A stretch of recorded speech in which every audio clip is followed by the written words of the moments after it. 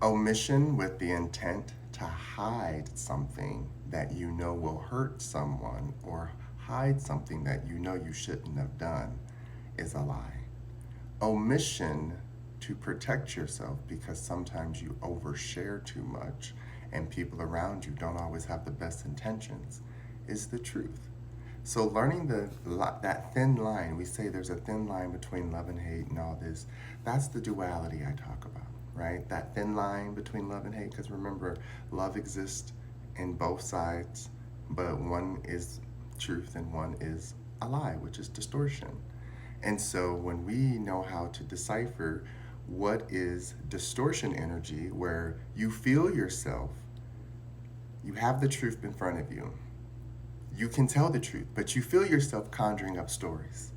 I can say this, or maybe this, and then I can do this, and then I can blame that, and then I can do, you see that? That intent to hide, that omission to hide, that's what makes something a lie, right? So omission itself is not negative, but I always tell people all words are dualistic.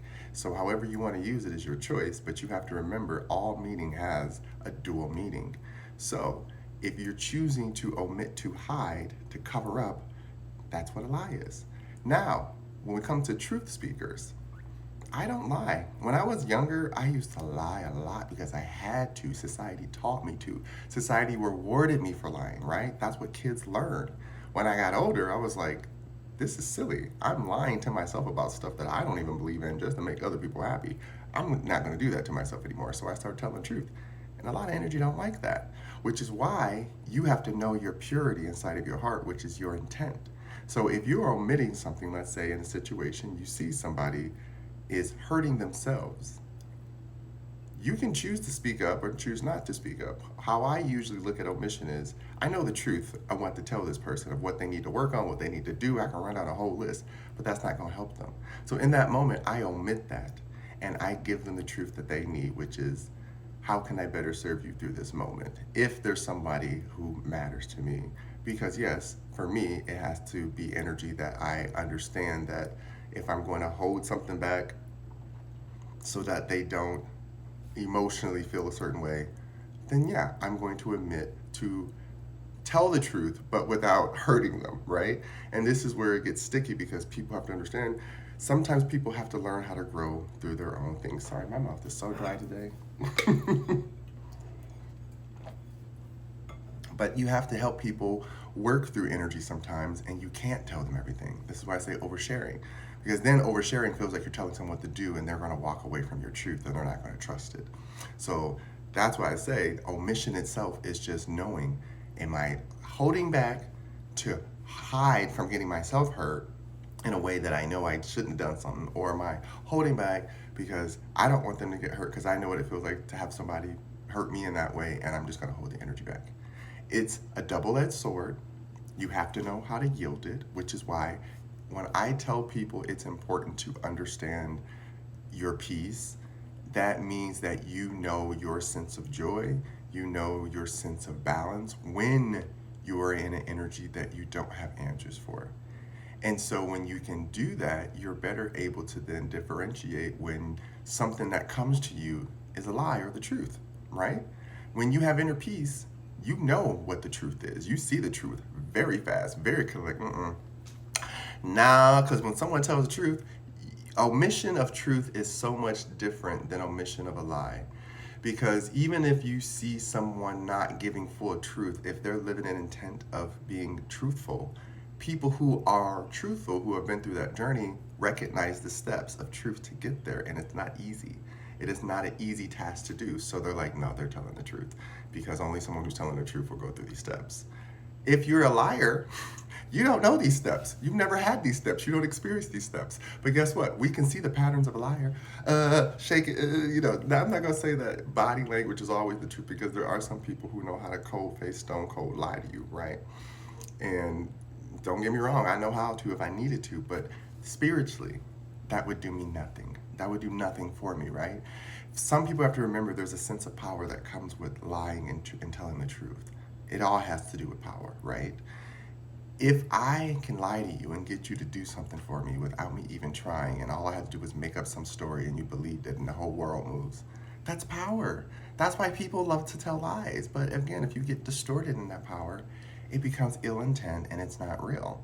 Versus if you tell the truth, it might take longer, but it's a buildup of the reward because the thing is you told the truth. Now there's resistance because it's like, people don't usually do this. Let's hold this here for a minute. This is pending, right?